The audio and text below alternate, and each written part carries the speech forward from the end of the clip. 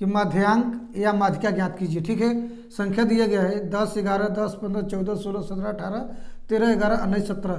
ठीक है, इसको सबसे पहले आरोही क्रम में लिख देते हैं। किस क्रम में? आरोही क्रम में लिख लेंगे। आरोही क्रम में लिखेंगे तो क्या हो जाएगा हमारा 10, फिर 10, 11, 11, उसके बाद क्या है 13, 14, 15, 16, 17, फिर 17 दो बार है, फिर 18 है, फिर 19 है। देख लीजिए कितना बार है 2, 2, 4, 2, 6, 2, 8, 2, 10, 2, 12 बार है। n बराबर क्या दिया गया है 12। मध्यांक का सूत्र क्या होता है?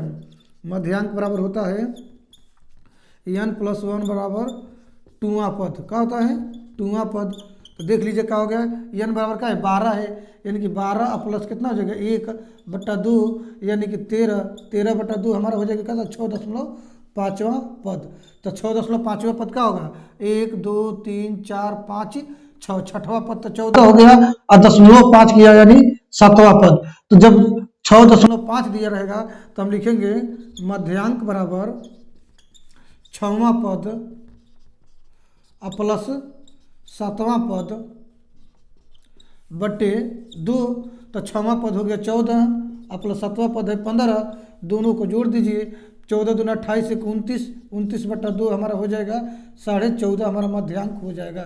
यही आंसर होगा। मध्यांक में क्या देखा जाता है जब आरोही क्रम में लिखते हैं, जब n बराबर सम आ जाता है, n बराबर हमारा क्या आया था सम आ गया था, इसलिए हम यहाँ पे जो मध्यांक निकाले हैं इसका 6वां पद और 7वां पद, यानी 6वां पद और 7वां पद का बटे 2 किए हैं तब हमारा मध्यांक इस तरह आया है। ठीक है, अगर यही विषम संख्या रहता तो एक ही बार में आ जाता। जैसे मान लीजिए 8, 4, 3, 6, इसका अगर मध्यांक निकालना होता तो क्या होता? मान लीजिए यहाँ पे हो गया 9 हो गया, 5 पद हो गया, तो n बराबर हम इसको लिख देते 5, यानी कि अब सबसे पहले इसको आरोही क्रम में लिख देंगे तो यानी हो जाएगा 3, 4, 6, 8 और 9। इसका मध्यांक निकालने के लिए क्या करते हैं, यानी पदों की संख्या, यानी यहाँ 5 + 1/2वां पद। ठीक, तो 5, 1, 6, 6/2 बराबर हमारा हो जाएगा 3वां पद। तो 3वां पद क्या हो जाएगा 6 हो जाएगा। इसका मध्यांक क्या हो जाएगा 6, क्योंकि यह क्या है विषम संख्या में दिया गया है और यह क्या है सम संख्या में दिया गया है, इसलिए हमको 6वां पद और 7वां पद दोनों का निकाल दिया गया है। तो हमारा आंसर है 14.5 आया है।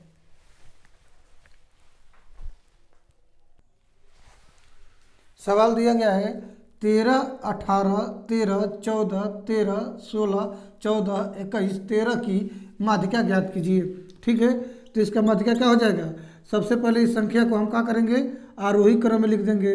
आरोही क्रम, ठीक है, आरोही क्रम में लिखने पे हमको क्या आ जाएगा? सबसे छोटी संख्या है 13। कितने बार 13 दिया गया है? 1 बार, 2 बार, 3 बार, 4 बार। ठीक है, उसके बाद क्या है 14 है, कितने बार है 2 बार, 14 हमारा दिया गया है। उसके बाद क्या है 16 दिया गया है, उसके बाद 18 है, उसके बाद 21। कितने बार हो रहा है 4 और 4, 8, 1, 9 बार, यानी n बराबर क्या दिया गया 9। तो 9 जब दे दिया तो ये हमारा हो गया विषम संख्या। क्या हो गया विषम। तो जब विषम दिया रहेगा श्रेणी, जो श्रृंखला अगर विषम रहेगी तो माध्यांक बराबर हो जाएगा, माध्यांक बराबर n + 1/2वां पद।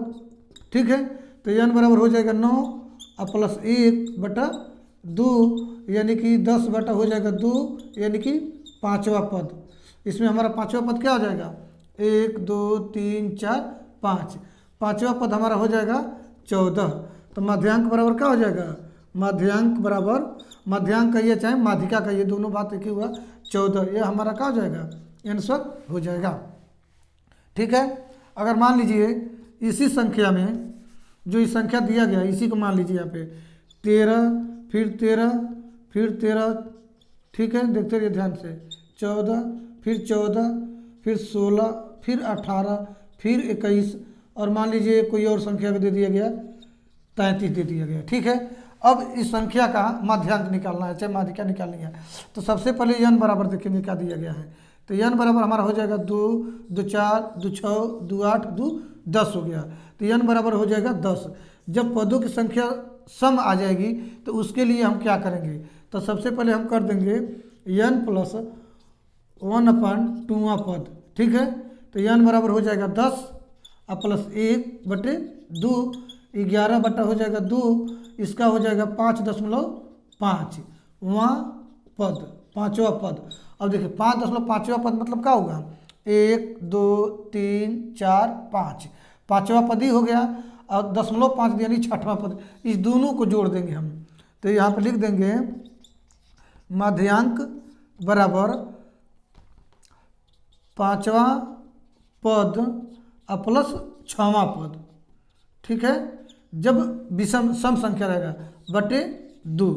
अब क्या करेंगे, पाँचवा पद का है 14 है और इसमें पाँचवा पद भी 14 ही है, ठीक है।